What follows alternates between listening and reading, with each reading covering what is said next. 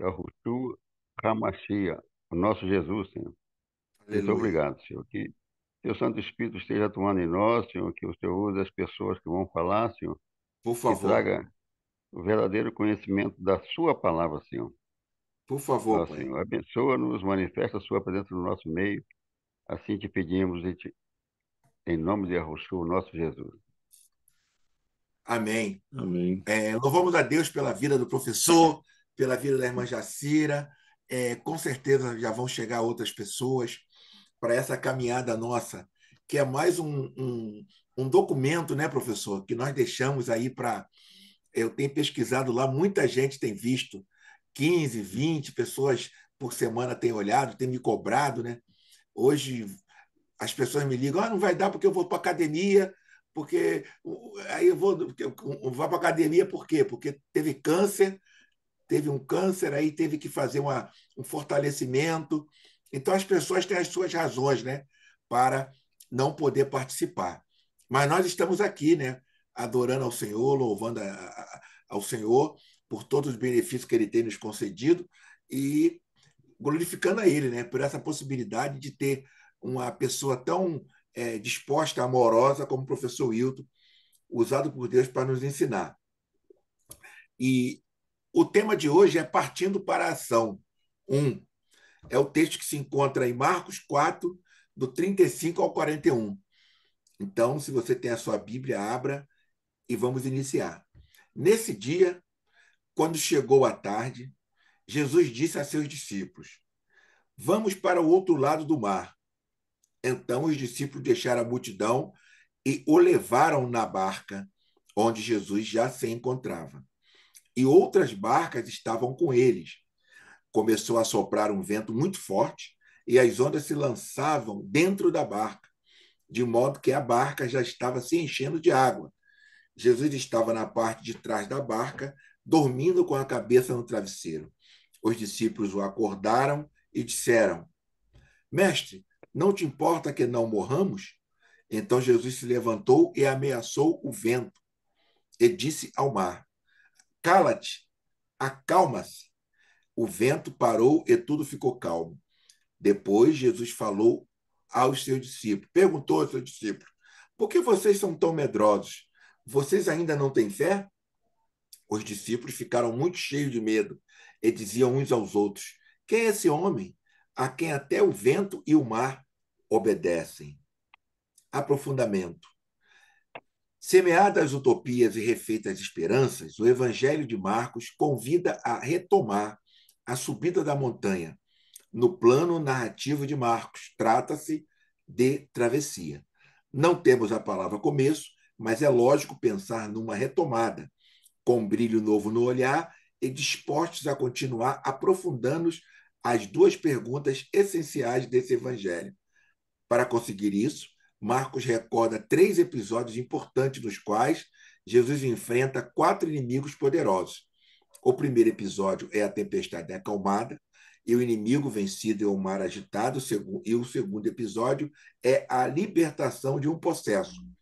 E o inimigo é um demônio chamado Legião. O terceiro episódio fala da cura de uma mulher com hemorragia e da ressurreição de uma menina. E os inimigos são, respectivamente, a doença incurável e a morte. O resultado disso é a rejeição de Jesus na sinagoga de Nazaré, provocando nova retomada. O trecho de Marcos 4, 35, 66 e 6a deve, portanto, ser visto como um bloco ou uma etapa. O Lago de Genezaré, também chamado de Mar da Galileia ou Tiberíades, é o cenário do primeiro episódio. Até agora, esse mar tinha sido palco de vocação e evangelização. Agora, porém, ele se agita e se rebela. Jesus convida os discípulos a atravessá-lo. É importante notar que do outro lado, entre os pagões, ou seja, é território não judeu. É importante notar que do outro lado estão os pagãos, ou seja, é território não judeu. E Jesus convida os discípulos a ir para lá, certamente para semear também entre os pagãos as boas notícias do reino e as utopias. Atravessar, portanto, é sair de si mesmo, pensar nos outros que estão do outro lado. De certo modo, esse território já tinha sido mencionado por Marcos. Veja a expressão do outro lado do Jordão em Marcos 3:8. Agora é a vez do próprio Jesus, com a ajuda dos seus discípulos, levar a boa notícia a esses lugares. Mas faz questão de mostrar Jesus já na barca, esperando os discípulos se decidirem a embarcar. Se, nesse caso, travessia é sinônimo de abertura, ou novo, ao novo, é diferente. Se, nesse caso, travessia é sinônimo de abertura ao novo e diferente, o mar agitado representa os entraves, dificuldades e conflitos que o projeto enfrenta. Para o povo da Bíblia, o mar agitado é a imagem da revolta dos povos inimigos que gera o caos primitivo. Quem domina o mar e seu tumulto é Deus. Teríamos então esse quadro dramático, Jesus e seus seguidores indo ao encontro de quem poderá destruí-los. Chama a atenção a diferença de atitude dos discípulos de Jesus. Eles estão desesperados, ao passo que Jesus consegue dormir apenas do sobe e desce da barca, da água entrando nela e ameaçando afundá-la. Além disso, este fato parece sugerir algo. Os discípulos não se aguentam de pé na tempestade, mas Jesus se levanta e fica de pé para dar ordem ao vento e mar agitados. Eles lhe obedecem como discípulos atentos e fiéis. E seus companheiros que estão na barca, como reagem? Olhando para trás, somos convidados a percorrer de novo todos os milagres de Jesus presenciados pelos discípulos. Se tivessem compreendido quem ele é, certamente não estariam apavorados e em pânico. Assim, conhecemos um pouco mais a respeito da segunda pergunta de Marcos, que aponta para a identidade dos seguidores de Jesus. Diga-se a verdade, em termos de discipulado, são bem pouca coisa.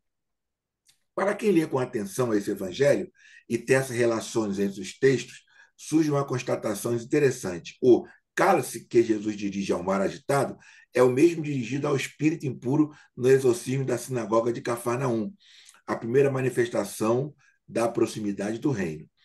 Se naquele episódio o espírito impuro reconhecia ter chegado à ruína dele e de tudo o que ele representa, por que deveríamos os discípulos temer agora? Por que deveriam os discípulos temer agora? Por mais estranho que possa parecer, é mais lógico o sono de Jesus do que o pânico de seus seguidores. Se prestarmos atenção às intervenções dos discípulos e dos 12, nos daremos conta de como foram distorcidas e marcadas pela compreensão e medo, tornando dramática a pergunta proposta por Marcos a respeito da identidade deles. Até agora, Jesus defenderá seus seguidores contra os ataques dos doutores da lei e fariseus, explicando-lhes as parábolas. Mas agora se queixa da ausência da fé, coisa que não faltava no leproso, e no paralítico com seus companheiros. A reação, em vez de ser marcada pela fé, vem banhada de medo e de uma pergunta enigmática a respeito de quem é Jesus, apresentado no episódio como Senhor do mundo hostil. Esse mundo hostil estava representado pelo vento e mar rebelde, mas agora dominados. Com essa pergunta final, Marcos pretendia dizer várias vezes, várias coisas. Em primeiro lugar, dar continuidade à descoberta de quem é Jesus, tema fundamental do seu trabalho. Como resposta a isso, mostrar que ele tem poder não apenas sobre os espíritos impuros, que alienam as pessoas, mas é também senhor da história, a quem os elementos hostis e caóticos obedecem. Mas certamente desejava também sublinhar a humildade necessária para seguir esse portador de boa notícia. De fato, logo no começo, os espíritos imundos sabem quem é Jesus. Ao passo que aqui os discípulos ainda se perguntam a respeito da identidade dele. Os espíritos impuros devem calar, pois não pega bem que eles sejam divulgadores de Jesus. Os discípulos que deviam falar não sabem o que dizer. Pronto, professor, por gentileza. Amém. Boa noite, meus irmãos. A graça e a paz do Senhor Jesus. Amém.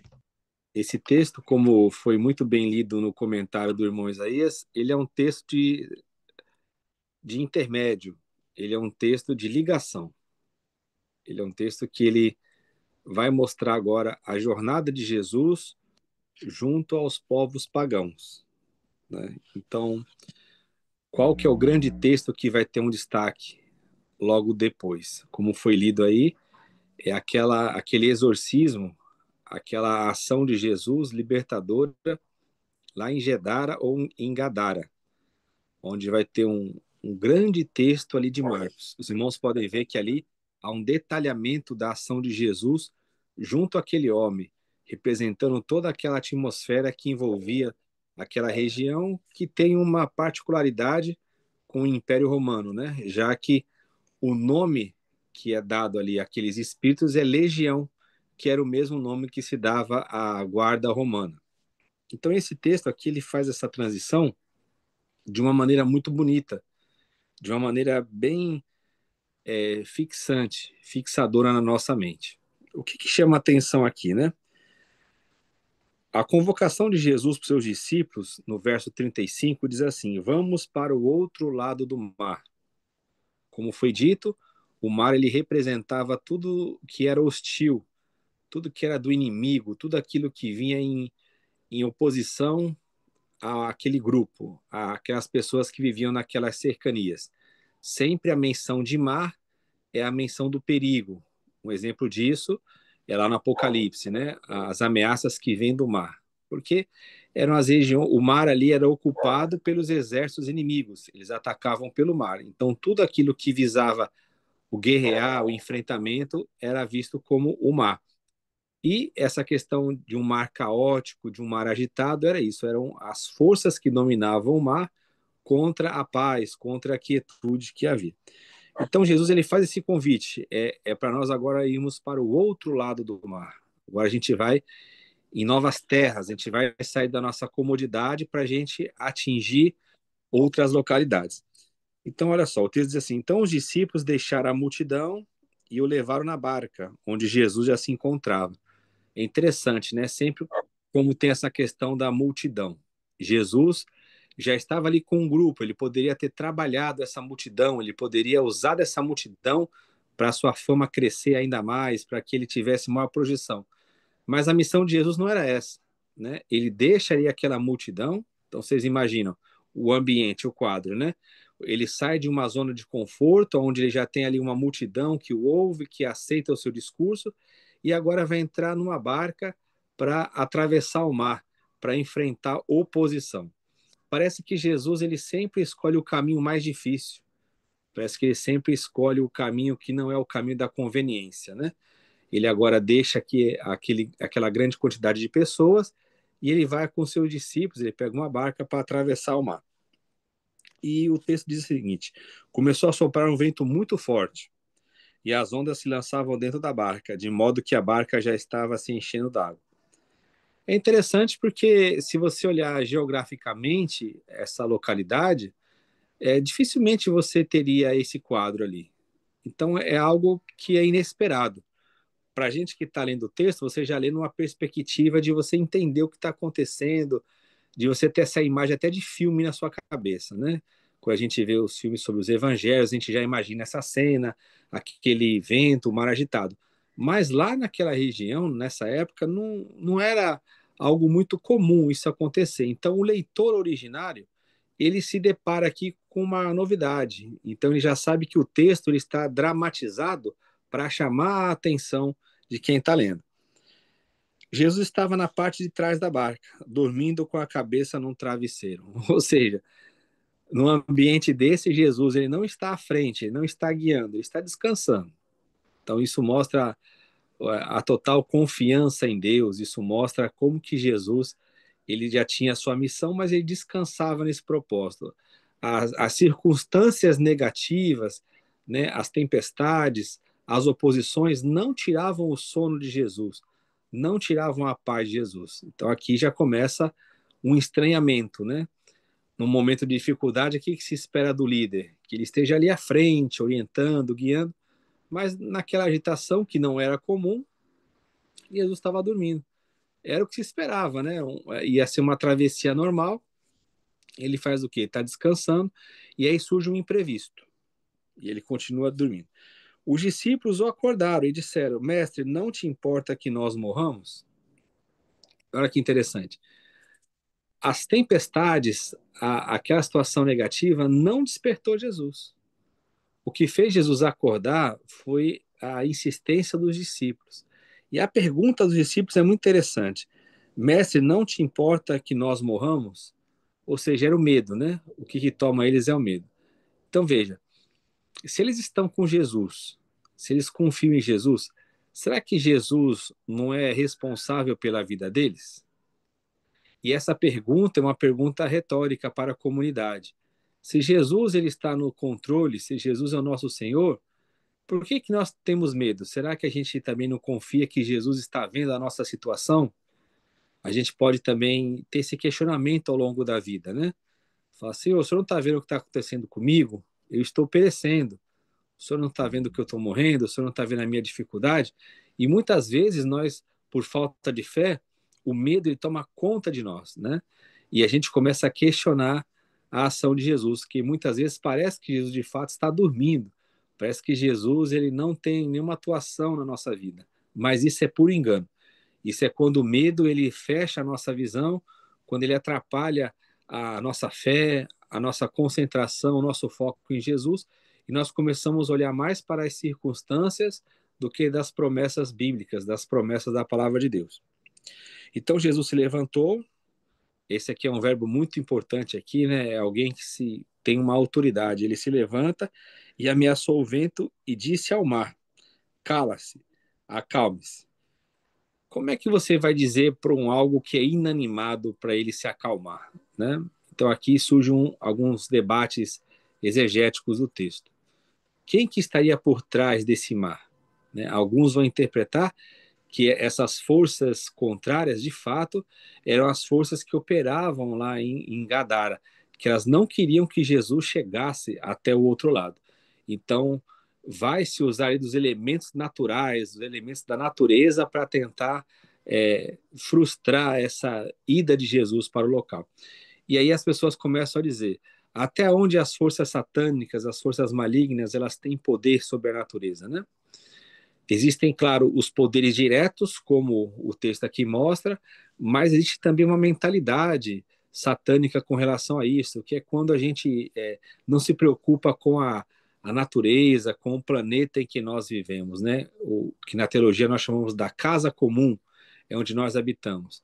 Para muitos isso é coisa de naturalista, tal, mas se o planeta ele pertence a Deus, se nós moramos aqui, nós também temos que nos preocupar, né?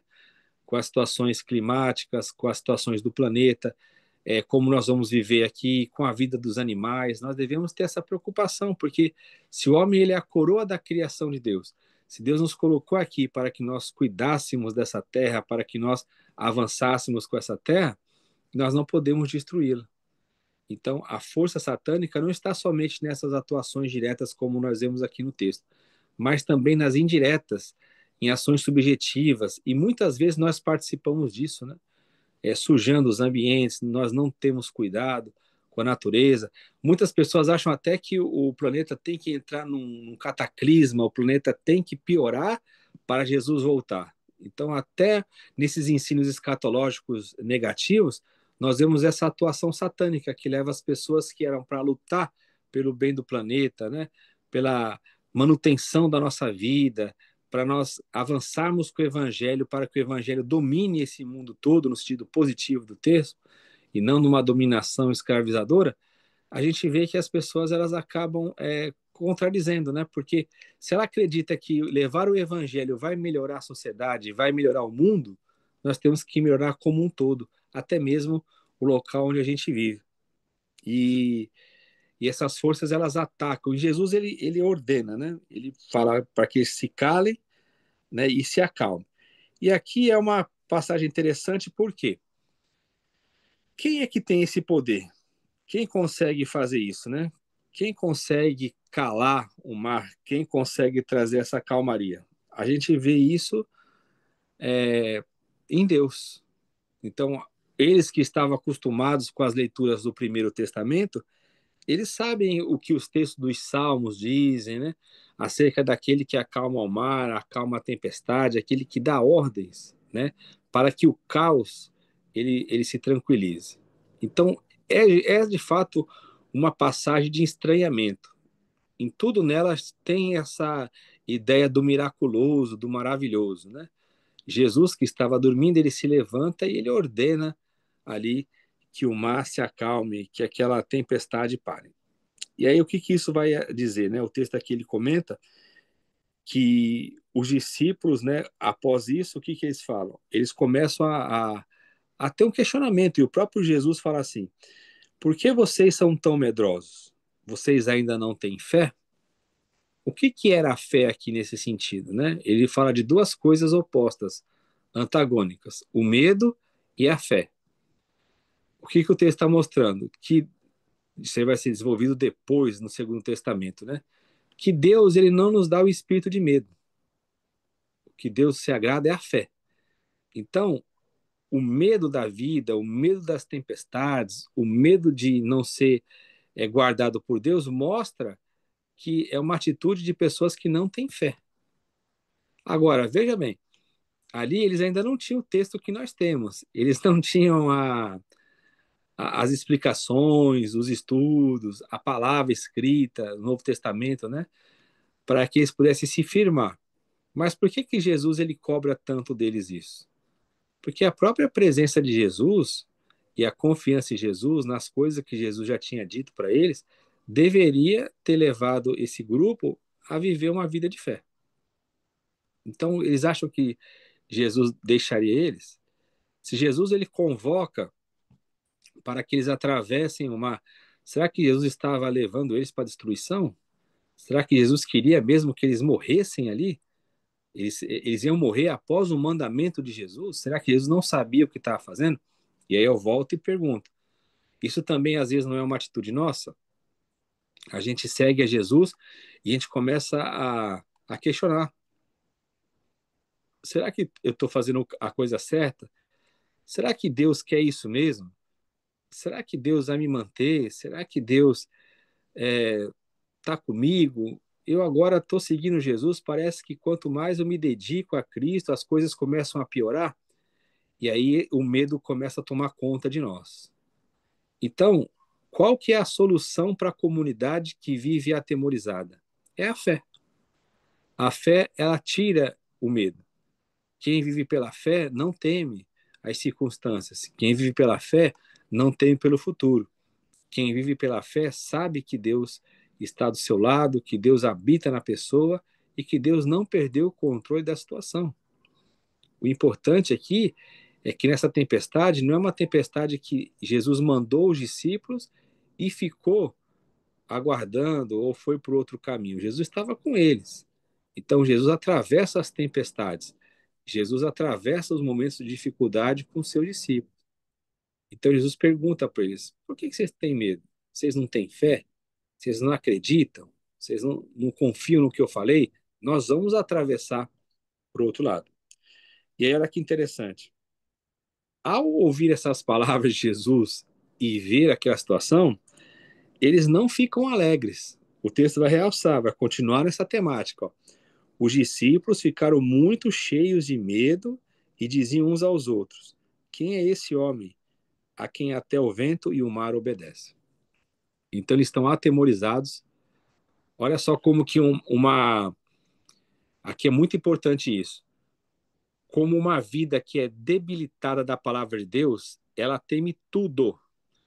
Antes eles estavam com temor do quê? Das circunstâncias, né? Eles estavam com medo da tempestade, dos ventos contrários, daquelas situações que eles temiam a morte. Então eles estavam com medo. Quando Jesus operou como Deus, quando ele foi soberano sobre essas forças da natureza, ao invés de se alegrarem, eles também ficaram com medo. Você percebe que o medo é uma rotina de uma vida sem fé. O medo, ele não importa o que esteja acontecendo, a pessoa vai ser medrosa. Seja um ato que a pessoa tem medo pela sua vida, seja um ato glorioso de Deus. Causa medo na pessoa. Em nenhum momento aqui se fala de uma confiança, se fala de uma alegria. Mas o mais importante desse texto, todo esse conjunto aqui, ele é estruturado, ele é formado para chegar nessa pergunta, que essa é a pergunta do Evangelho. O Evangelho ele foi escrito para responder exatamente isso. Quem é esse homem? E aqui no caso, o complemento é a quem até o vento e o mar obedecem. É uma pergunta retórica. Então, o que o leitor do Evangelho, aquele que trabalha uma catequese, como a gente está estudando aqui, quinta após quinta, tem que responder: quem é Jesus? Quem é esse homem? Quem é esse homem que alimenta as multidões? Quem é esse homem que perdoa? Quem é esse homem que fala do amor de Deus, que vive em favor do próximo? Quem é esse homem que ensina tão bem? Quem é esse homem que expulsa os demônios? Quem é esse homem que até o mar e o vento lhe obedecem? Quem é esse homem? Quem é Jesus? Então aqui, essa passagem de transição, é uma passagem que ela aquece novamente o coração, ela traz novamente essa pergunta pedagógica, catequética. Quem é esse homem? É isso que o leitor do Evangelho tem que responder. E aqui só tem uma resposta. Diante desse fato aqui, a resposta que surge nesse momento é uma só. Ele é Deus. Ele é Senhor. Ele é soberano. Porque quem é que pode fazer com que o mar e os ventos lhe obedeçam? Então, enfatiza essa parte humana, essa questão humana, essa natureza humana, né? Ele é um homem, ele está encarnado, mas quem é esse homem que faz isso? Quem é esse homem que tem poder sobre a natureza? Quem é esse homem que tem poder sobre o mar? Ele não é uma figura mitológica, ele não é alguém que a gente lê nos contos das outras civilizações. Nós estamos vendo ele aqui, operando diante dos nossos olhos. Então a comunidade tem que responder: quem é esse homem que faz isso? E é daqui que brota todo, toda essa estrutura textual para chegar no evento principal ali, que vai ser aquela cura, aquela grande expulsão, aquela libertação tão gloriosa que o Evangelho de Marcos se dispõe a fazer. Então, nesse texto de transição, quando você vai ler aquele grande feito, isso não vai causar mais um choque. Por quê? Porque você está diante de um homem que ele acalma o mar e as tempestades. Então, ele causa admiração nos discípulos e até um medo. Mas a catequese vai mostrar: nós não precisamos ter medo de Jesus, porque nós temos uma relação de intimidade, de amizade com ele. Mas aqui, eles ainda estavam vacilantes na sua fé. Então, nós, como comunidade de Jesus, nós não precisamos mais ter esse medo. Nós temos que aperfeiçoar nossa fé, porque nós sabemos responder essa pergunta: quem é esse homem? Amém? Passar por irmão Isaías. Glória a Deus.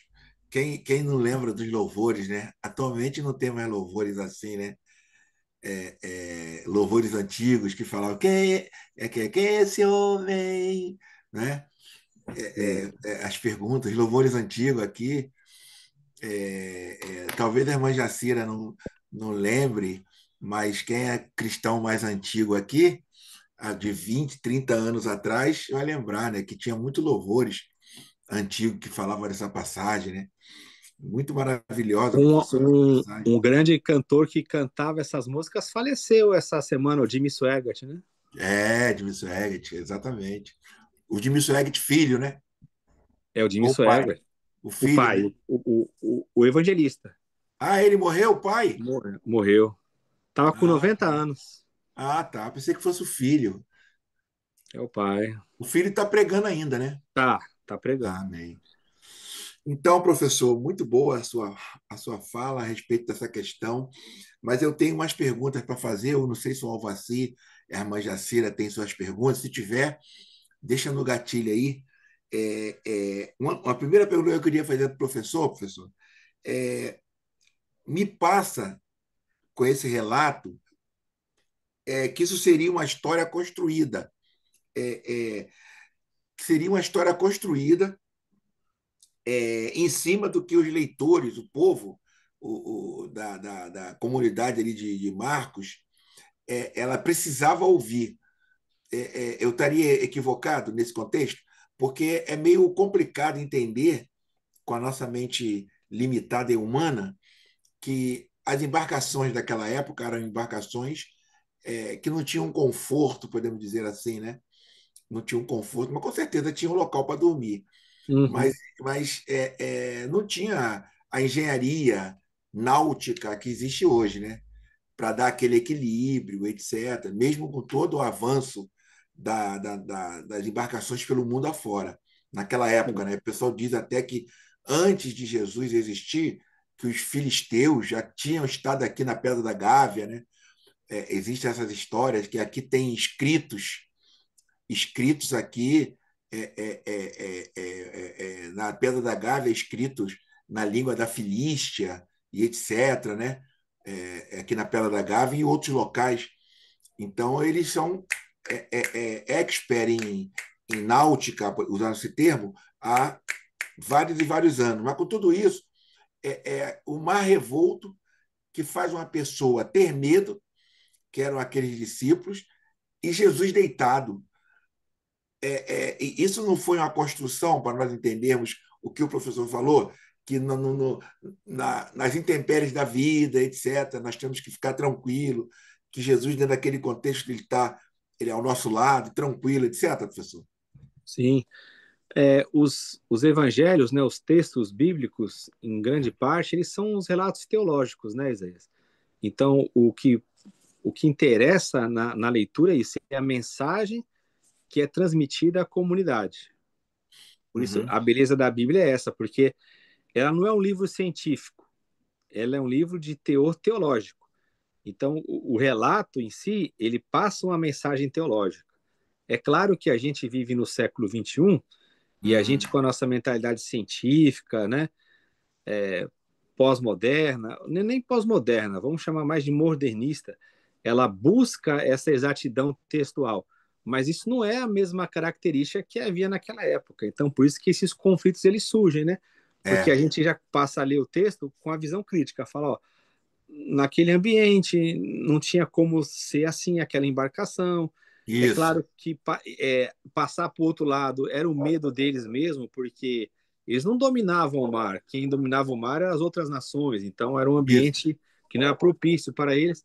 Tudo isso ele é válido quando você faz essa pesquisa crítica. Agora o isso, texto, né? A principal característica do texto é passar o quê? Um relato teológico.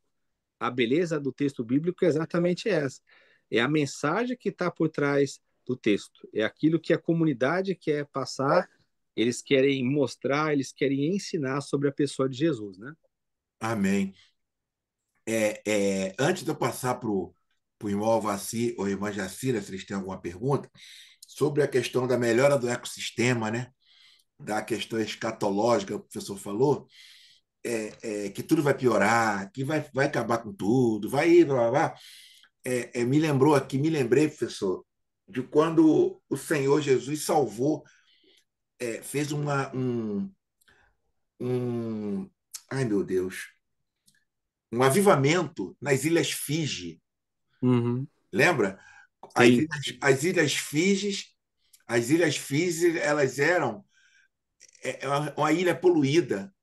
Eles É. filmam os riachos, tudo podre, os riachos podre, Alvaci. É impressionante.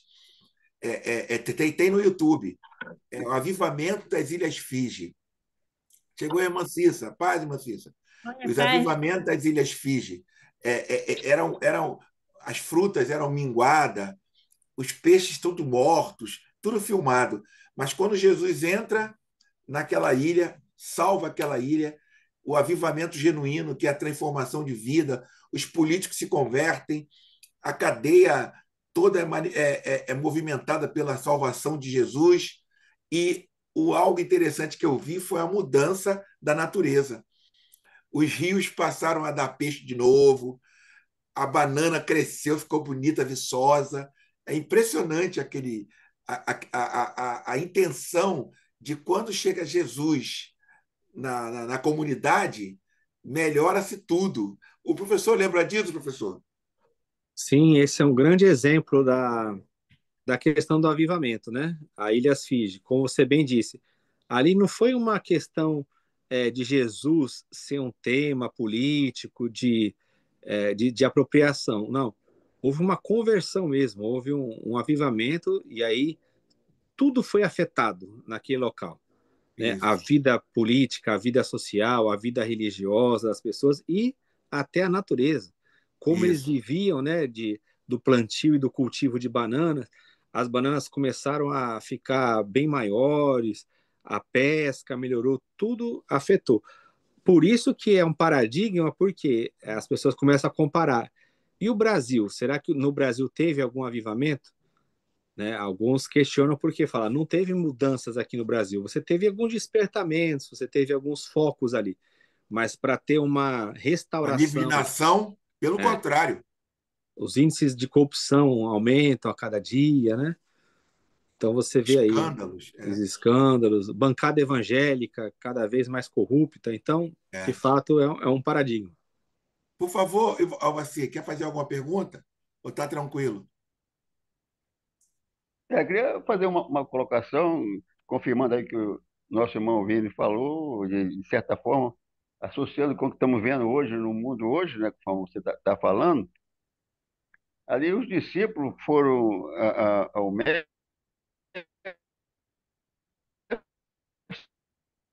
né? E hoje muitas pessoas se colocam como vítima, né? Mas, ali os discípulos vão dizer, você não vê não vê que estamos a perecer? Quando isso acontece é porque a pessoa não está olhando para Jesus, para o mestre. Exatamente. Exatamente. Boa, Evaí. Porque É, se estiver olhando para o mestre de verdade, né, não vai ter esse tipo de é. receio O e de Bruno, medo, né? o Bruno Vassi, ele falou isso quarta-feira e o Fabiano falou isso ontem na reunião da igreja. A importância das nossas mentes pensar sempre negativamente, professor. A, Sim, gente, a mente de quem não está em Cristo pensa sempre negativamente. O filho saiu. Eu emprestei meu carro agora para meu filho, que ele foi lá em Campo Grande, agora à noite. Emprestei meu carro para ele. Aí eu já vou falar, ih. Aí ele demora a chegar um pouco, eu vou falar, ih, bateu com o carro. Ih, meu Deus. Ih, a polícia pegou. Ih. Mas só que eu tenho que ter a mente de Cristo. E eu tenho sim, que acreditar que Cristo está no meu barco. Entendeu? Hoje em dia nós somos escravizados pelos pensamentos maus, né, professor?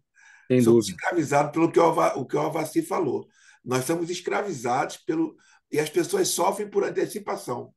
Exato. As pessoas sofrem por antecipação. Ela vai fazer um exame, ela já vai dar ruim, eu estou com isso, porque está doendo aqui e tal. E as pessoas sofrem, perdem muitas coisas por sofrer por antecipação. Então, essa fala do Deixa, Alvaci é uma fala deixa eu muito boa. Pode fazer falar, Alvaci. uma colocação aí, Por, por dentro favor. desse assunto. Desse assunto, nossos encontros sempre tem falado muito isso, né? Porque tudo na gente se passa no pensamento, é na nossa mente, tudo é na nossa É, mente, né? é. E às vezes as pessoas não percebem, porque eu consigo discernir três origens dos nossos pensamentos. Se houver uma outra quarta, eu gostaria de saber. A primeira origem dos nossos pensamentos é divina. Então, quando a origem é divina, tudo bem, tudo para o amor. Outra origem dos nossos pensamentos é do que vem do nosso próprio intelecto, né? Da nossa própria mente, da nossa própria alma, né? Oriunda dos três grandes atributos da nossa alma. E a outra origem, que a pessoa tem que estar atenta, porque o que cabe a cada um fazer, a cada ser humano fazer, Deus não vai fazer, é uma origem maligna. Então, quando vê os pensamentos mal disso, daquilo, a pessoa tem que alertar, opa, essa origem não é do Criador. É. Tenho que, eu tenho que refutar isso, e não deixar, conforme se diz assim, emprestar a nossa língua por um maligno, né? Amém. Sem dúvida. Professor, tá certo o Alvaci, não tá? Com certeza. A Bíblia ela aborda, né, esse tipo de doutrinas, né? Doutrina de Deus, doutrinas dos homens e doutrinas de demônios, né? Então, a nossa mente é nosso campo de batalha. A gente tem que estar sempre atento. É, Como a Bíblia fala, né? Levando só, todo pensamento cativo só, a Cristo. só, Vini, confirmando, né? Porque o ser humano não consegue parar de pensar, né? Ele está sempre pensando, pensando. A única hora que consegue parar de pensar é quando está dormindo. É, Aí o exato. Criador, na sua onipotência, né? Na sua infinita sabedoria, nos permite isso, né? Exato. Vamos lá, irmã Jacira, irmã Cissa, alguma pergunta? Minha pergunta, o pastor Isaías, minha pergunta não, é que eu quero ver também no YouTube, como o senhor falou, o avivamento das ilhas. Figes. Eu vou botar lá no grupo. FIGE. Tá.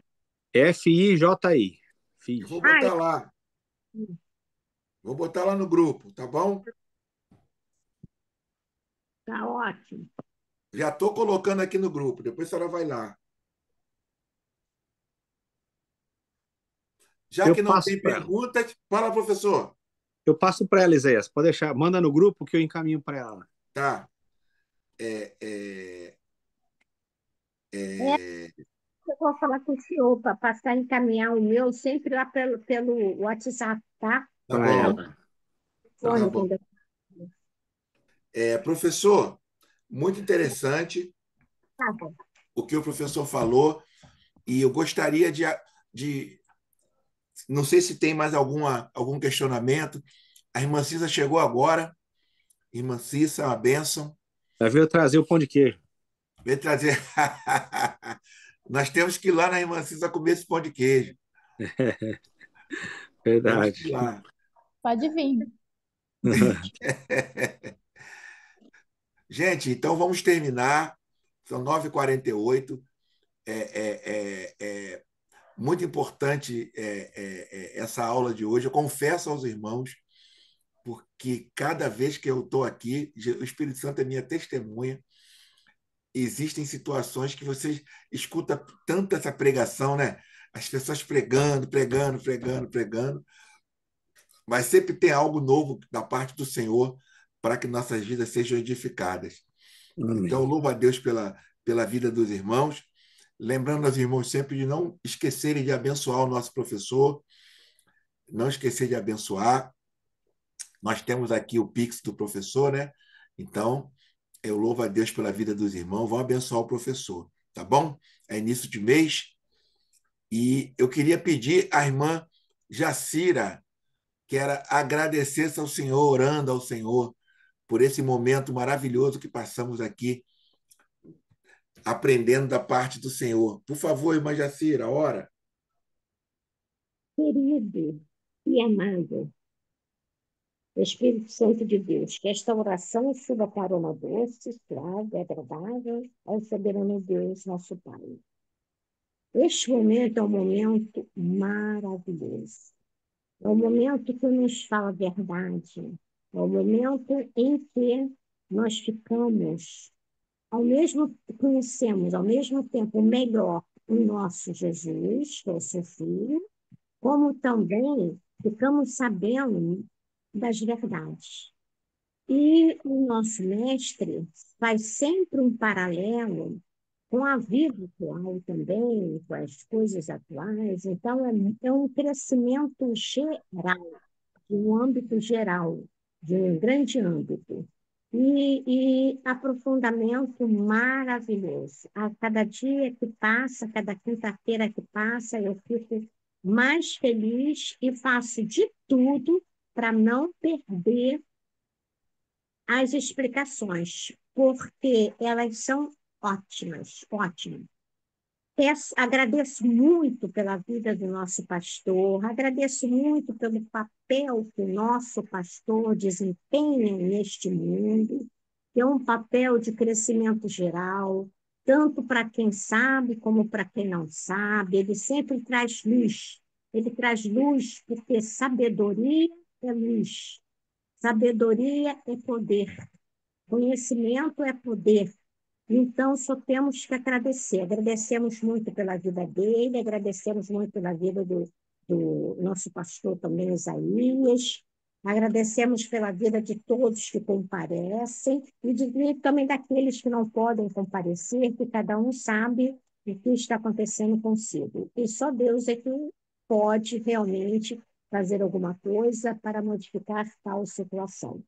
Então, muito obrigada. Em nome de Jesus, em nome do seu filho amado, agradecemos, nós agradecemos do fundo do nosso coração. Obrigada, Jesus. Obrigada. A paz e a graça para todos nós. Amém. Louvado seja Deus. Então, beijo no coração dos irmãos.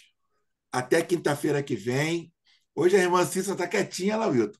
Ela está sempre agitada, hoje ela está quietinha, só ouvindo. Que benção, irmã Cissa. Eu Quinta-feira, cheguei de novo, estaremos atrasada. aqui. Qualquer coisinha Amém. eu entro mais cedo. Tá Isso. bom, tá bom. Tchau, Então, gente. Fica com quinta-feira, Deus. beijo no coração, irmão Daci. Irmão Alvaci. Tchau, gente. Beijo, tchau. Deus abençoe a Tchau, todos. tchau. Tchau. Amém. Tchau, Deixa eu tchau. ligar aqui. Maranata.